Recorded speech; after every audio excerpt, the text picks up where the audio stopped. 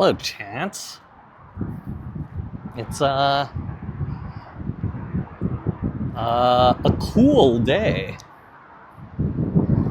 which means fall will be turning into summer, or fall will be turning into winter very quickly in the next handful of weeks. That's it's not my favorite, but I suppose it is how it goes. Winter will be upon us soon here in Cincinnati. Which, I don't know. It's been a pretty warm fall, if you could even call it that. It was only a few days ago when it was still in the 80s. Today we're low 70s, feels like 60s, given the wind, so I don't think we're gonna get too much of a fall, but it is it's kind of October.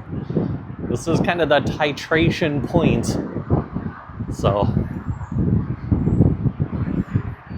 anyway, 9 streams left for me, which is kind of insane. And then playoff baseball. We are only a couple weeks left before we know who is the World Series champs. Lots of really, really interesting storylines. Tonight, a big night for a bunch of closeout games. So we'll see what happens.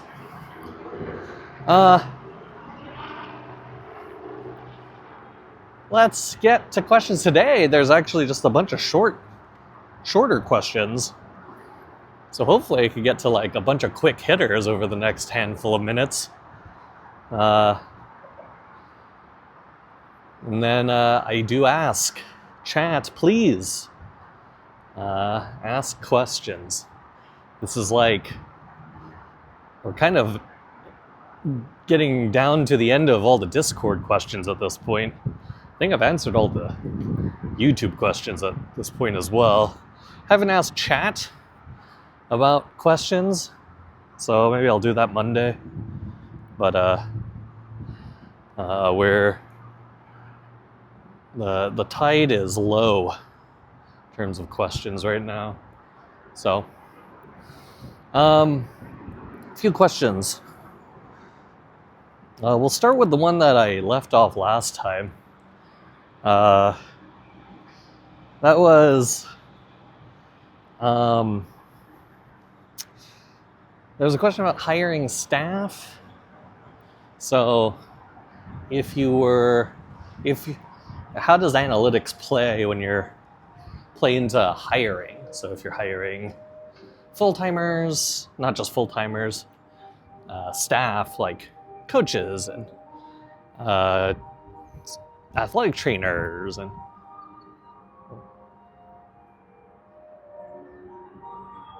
what the hell is this sound?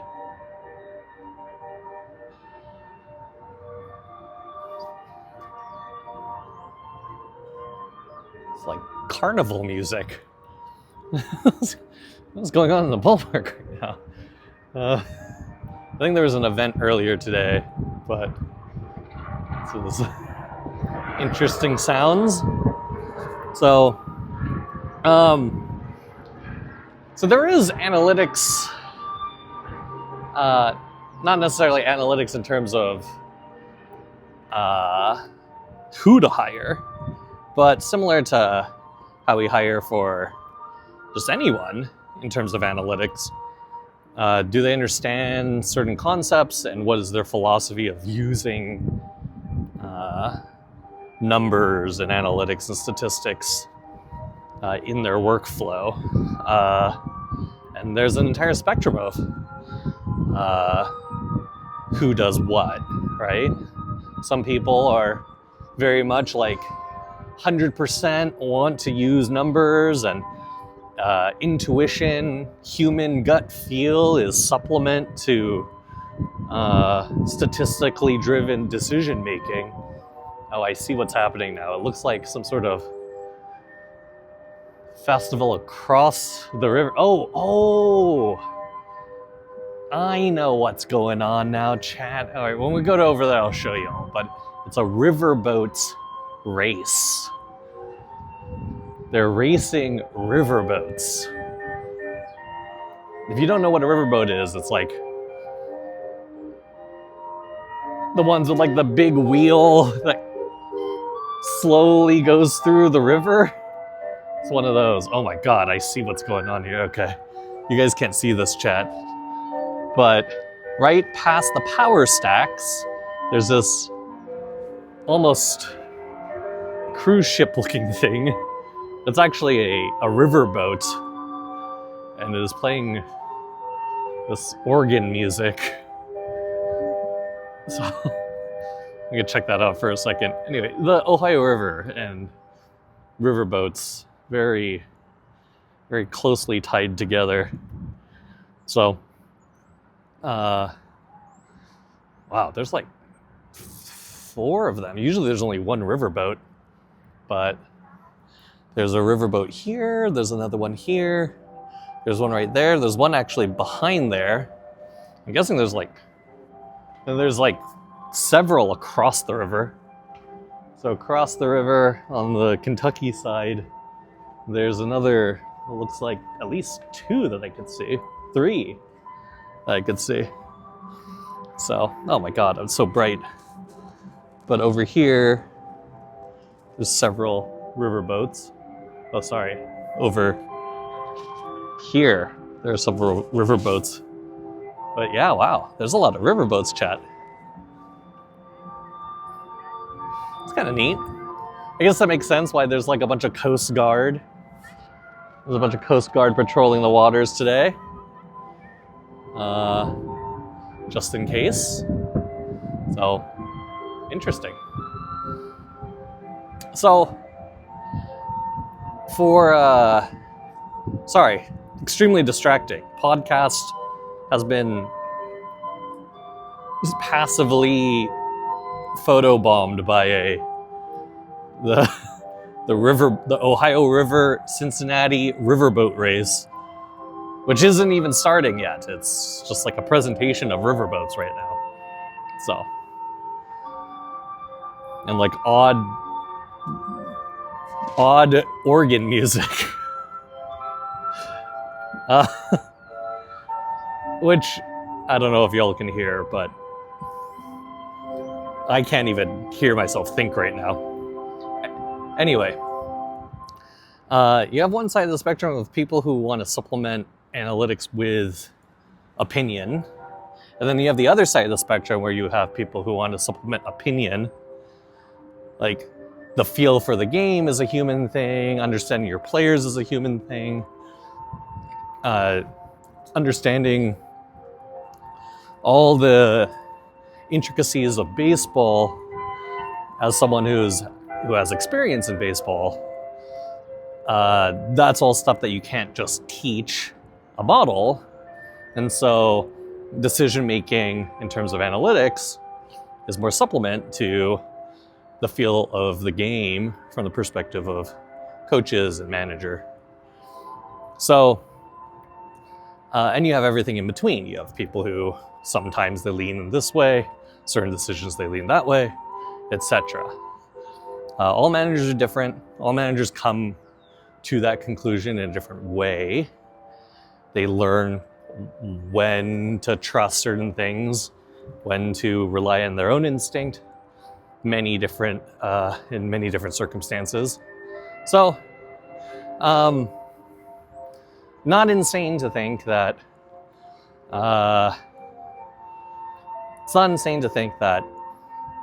when you're hiring for people, you want to know where they philosophically stand. How do they want to incorporate analytics into their workflow? And if it is a coach, if it's a manager, if it's staff, what is their process of like getting to a decision and owning that decision, making sure that they feel like that decision is theirs, and they had all the information to make their best decision. And I've heard from all sorts of different managers in my time. Managers who are literally across this entire spectrum. Some who lean completely in to the analytics world, and so much so that they've learned so much about statistics and modeling and analytics that they actually can talk about the development of models and improvement in terms of like different loss metrics or accuracy metrics. It's actually very impressive. And on the other side, you have coaches who understand it, know where it's useful, but they're not as attached to having to know the ins and outs of the statistical world. They just rely on the experts to do that, and they are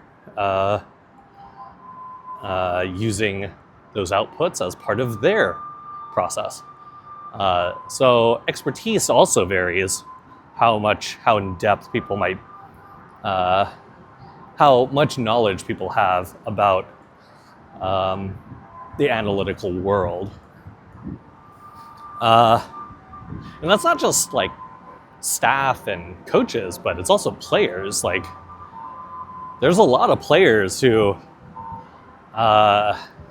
think about it. Like, if they go to college, they're at a particular high school, if they have to take a statistics class or they're doing some sort of like computer programming lab, they're probably getting exposed a little to computer science and programming and being able to do some stuff in some sort of language.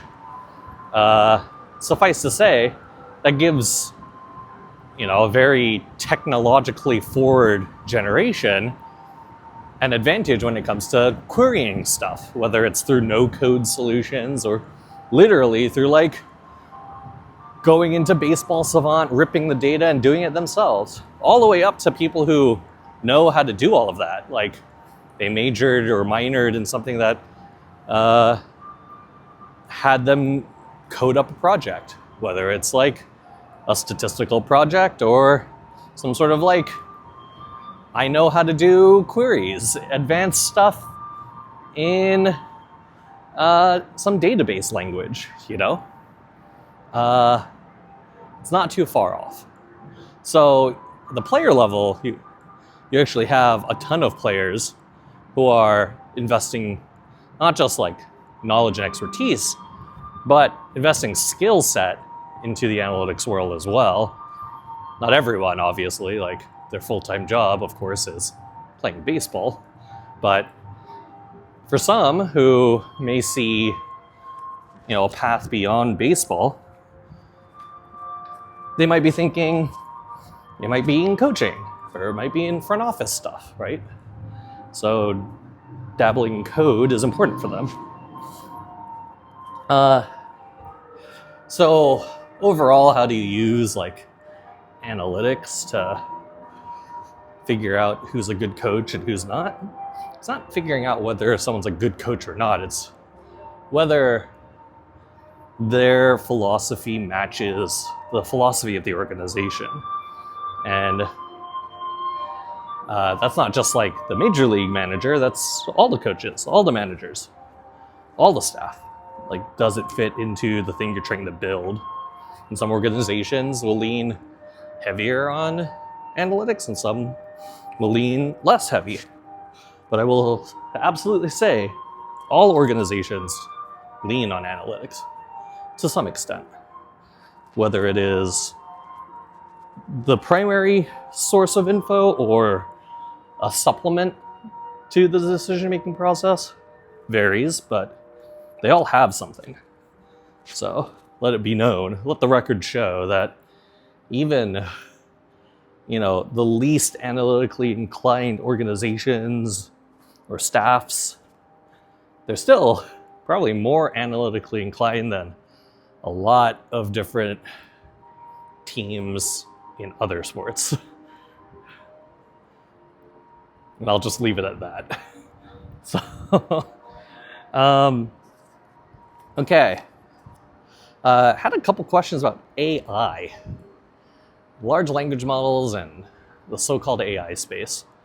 As people know on my stream, I'm a pretty big pessimist in terms of selling the AI hype, but I'm a pretty large supporter of the technology and the research that is being developed that's being labeled as so-called AI. So large language models and stuff you're doing with natural language processing, I think that's awesome. It's great work. But the people who are, using this kind of information and upselling the marketing of it towards like agentic workers and being able to do certain things and eliminate jobs, like that stuff,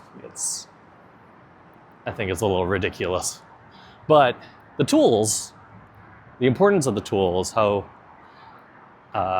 research is benefiting from the tools, and how in certain cases these tools are effective for whether it's work productivity or a second opinion.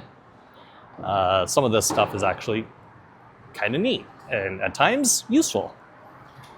People have asked, do I use it? And I think my best answer is I might not use it like on a daily basis, being in like Copilot and just typing up a storm through Copilot. Like, it might not be that.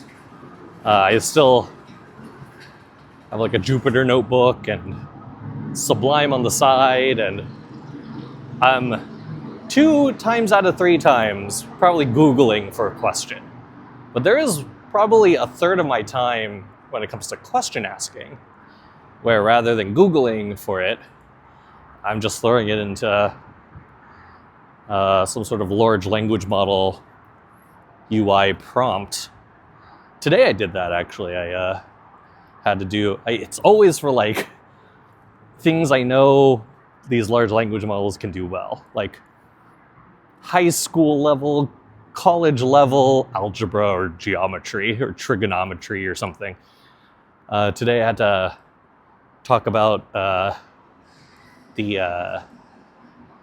had to figure out how to calculate some sort of trig or geometry around a space.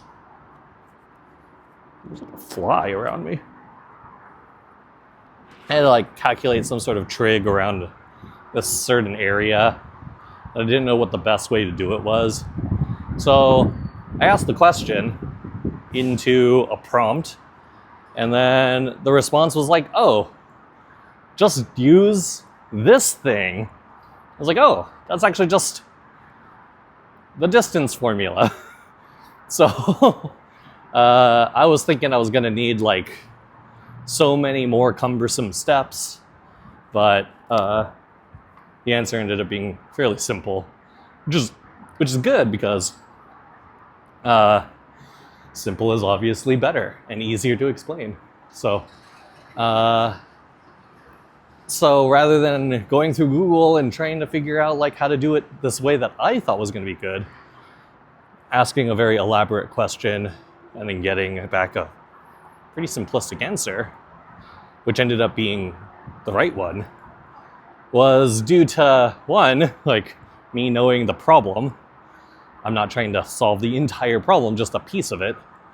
And 2, like having the ability to break that problem down into pretty tiny chunks and get me the answer that I needed, which saved me, honestly, probably hours.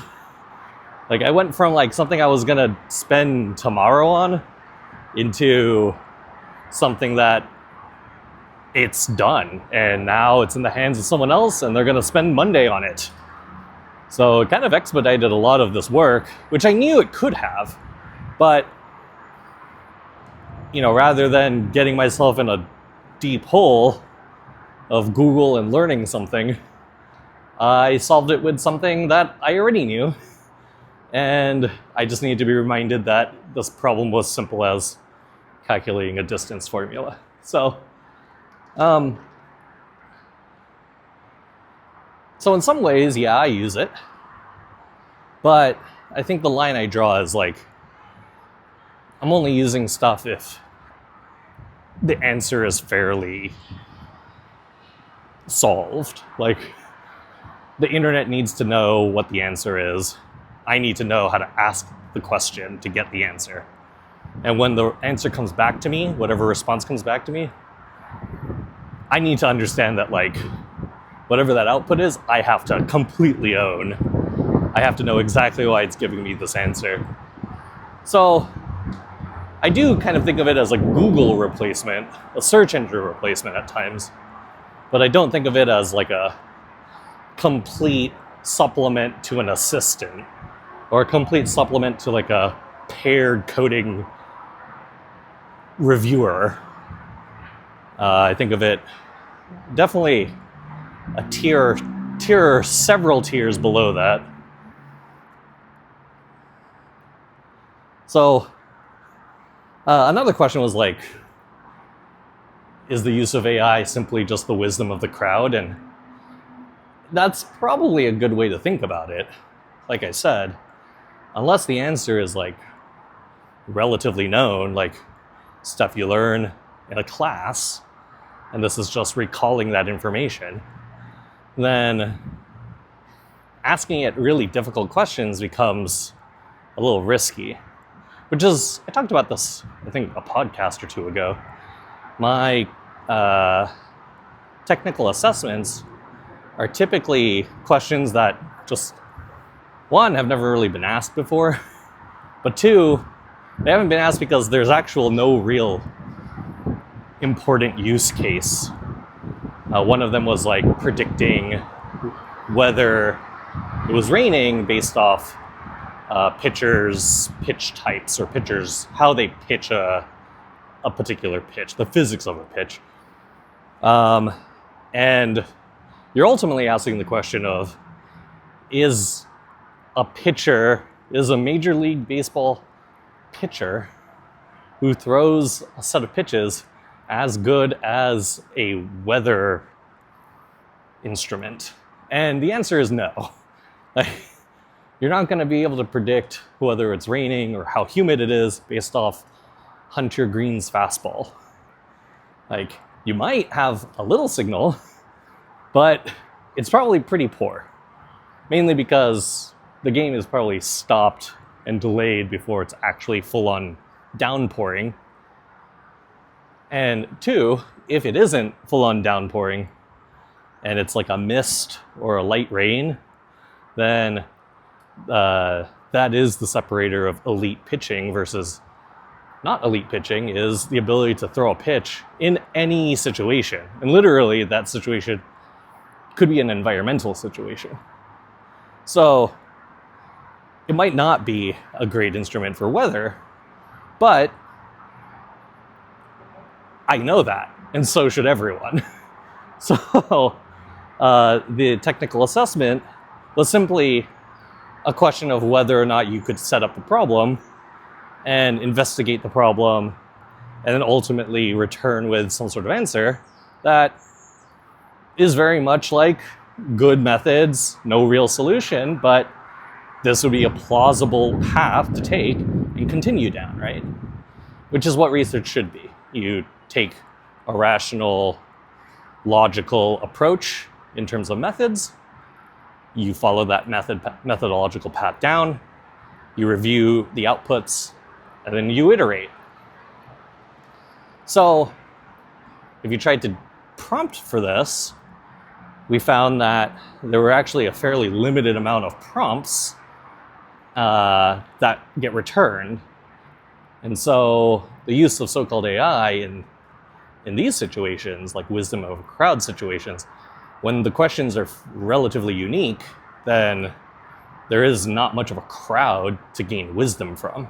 So those who are spewing takes might only be few, and because the question that's being asked is relatively nuanced or rare, then it's returning to you just ultimately what a Google search would return, which is like the one or two blogs that have ever covered this particular question. Hypothetically. In this case, the pitching and weather thing, there are 0 people who've ever covered this because it's a meaningless statistic. So wisdom in the crowd, I think it's true, and especially true for like things that have a lot of research behind it. But for situations where there isn't enough crowd to generate wisdom, you have to know, this is where like the domain expertise comes in. You kind of have to know your domain, and if you're on a cutting edge, then theoretically there aren't a lot of people near you because you're at the front of the pack. So really, the person asking the most questions might be you. And so why would you need AI to produce more questions? Or at least answers to the questions you have, when you yourself are the front of the line. So that's where like the sell of AI kind of falls apart, in my opinion. If you're trying to be a leader in an industry, you're probably using AI a lot less to answer big questions, and probably a lot more to help you get through repetitive or annoying stuff, which repetitive and annoying stuff sometimes is code worded. It's coded as stuff that's out there that everyone can do. It's not the new novel stuff that people ultimately want to work on. And if that's ultimately how people are saying, like, oh, I want to not do the boring stuff, I want to do all the hard, cool stuff, okay. Then ultimately you're just using so-called AI as a tool to get past or get through the easy stuff, the repetitive stuff, the boring stuff. And that's fine. That's, in my opinion, one of the better use cases of it. A supplement to the workflow that allows you to work faster or get code on paper sooner. Okay. All right. I think I got, let's see. All right, I'll do, I had 2 more, and I don't think I can do, but okay, I'll do 1. I think I have enough time for 1. Someone asked about, now that I've seen what the playoffs are like, what are the difference between preparation for playoffs versus the regular season? And I alluded to it a little, that some of it isn't really anything new, but rather updating things that change in the database. So on a really, really technical bend, the seasons are broken up. Like one full baseball season is broken up into several different game types. And this is in the public data as well. It's under, I think it's literally, the column is called game type in Savant when you download the Savant CSV. But game types, there are several. There are spring training games. There are exhibition games. You could think like when the Dodgers played against, I don't know if they play against the Fighters or if they play against like a NBL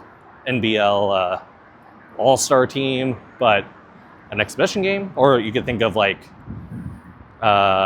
World Baseball Classic. Sometimes those are labeled as, sometimes these international events that are not MLB sanctioned or MLB sponsored, those are exhibition games.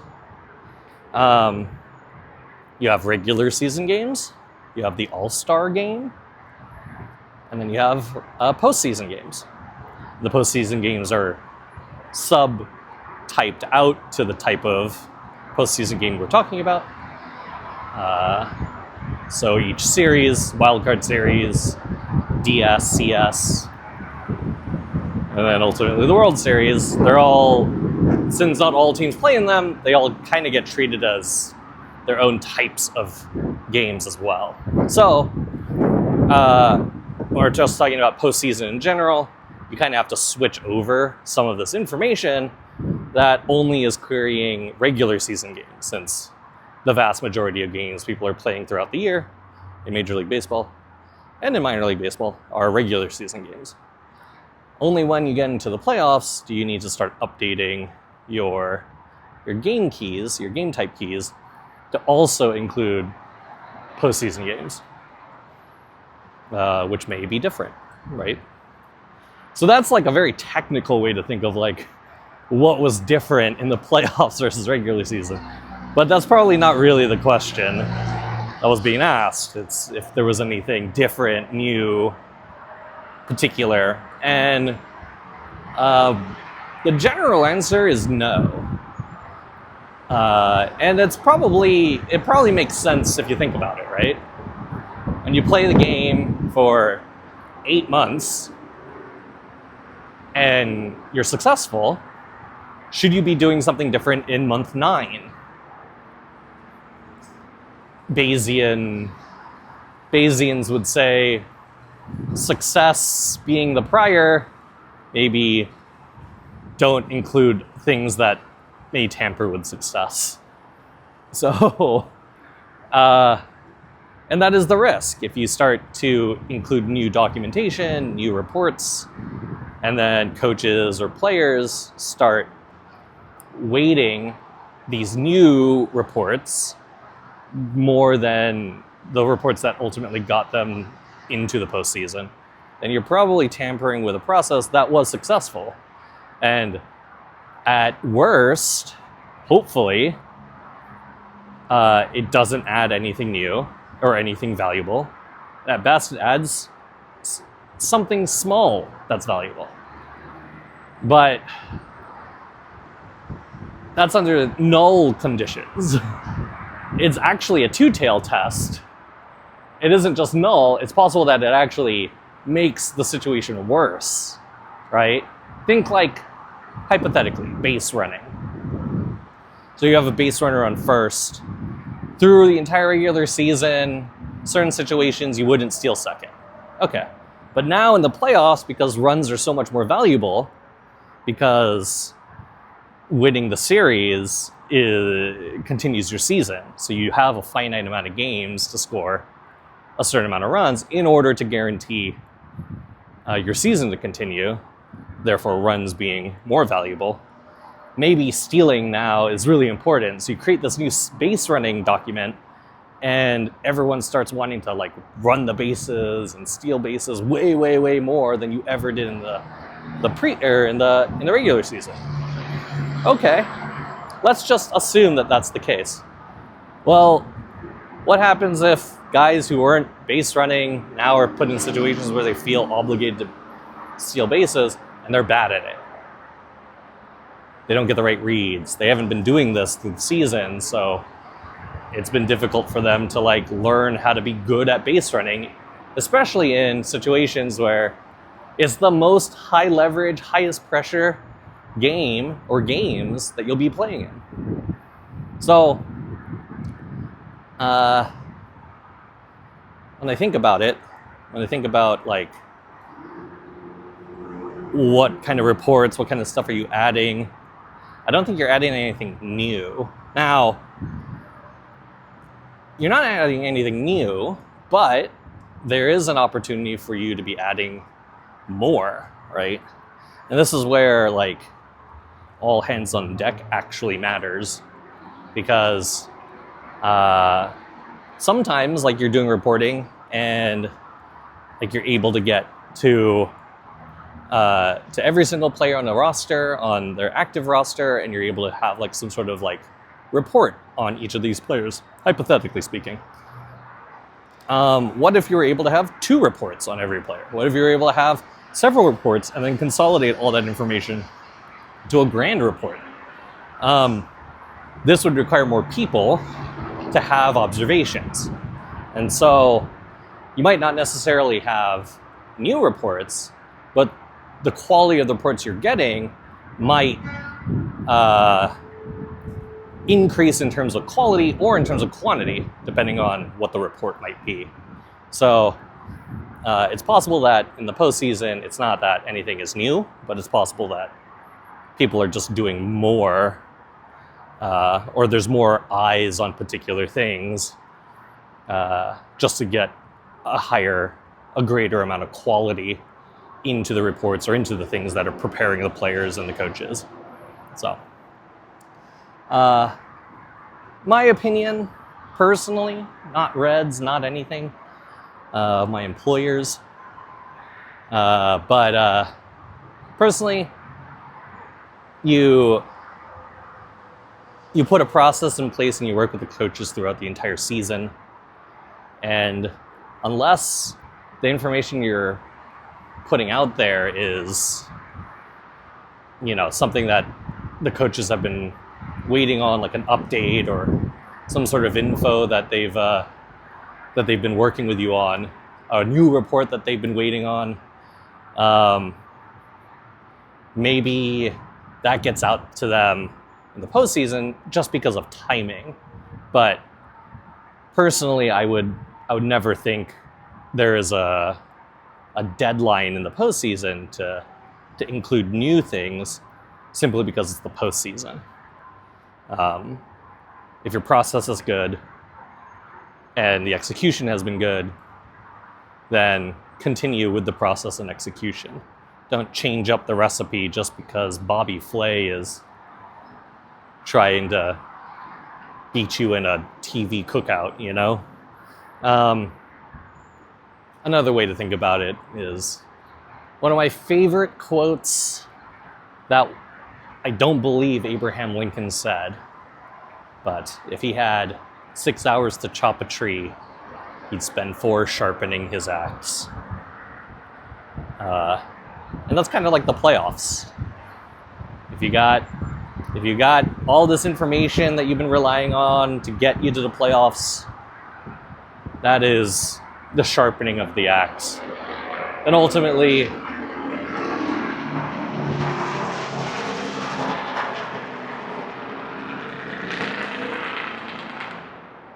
don't really know how these trucks sound so loud. Actually, I think that's like a blown tire. It's kind of flapping underneath his car, his chassis. Anyway, the chopping of the tree, therefore, is the playoffs. The sharpening of the axe is the regular season. So, do all of the prep and all that work before the regular season begins. That's typically how you're supposed to do things. And when the regular season is in, then you're fine-tuning the things that you established in the beginning of the season, not necessarily catching up to speed and producing these gigantic new documents out in the middle of the season. And then finally, when you get to the postseason, ideally, you're just along for the ride. So, okay, chat. I'm under 40 minutes today, which I think is good timing for me. I appreciate everyone also on Sora doing all the stuff, all the random AI Nick Wan stuff, Nick Wan cameos on Sora. That's actually been really fun. Again, not a supporter of AI art, not a supporter of people trying to pass off AI art as original content, but for memes, knowing that it's AI slop, it's actually kind of awesome. It's been kind of hilarious. That's how they get you, though, right? This is it's the poison pill, right? So, okay, I'm gonna go home now, chat. 9 streams left. It's kind of insane to think. I did see an uptick in viewership again on these pods. There's a good dozen of you tuning in and enjoying them, so honestly appreciate it. And feel free to share it around. You know me, I'm not a big hype generator. I'm doing this for the community, my very tiny and mighty one. So the content is yours. If you want certain questions answered, ask me in the Discord, ask me in the comments. Until next time, chat.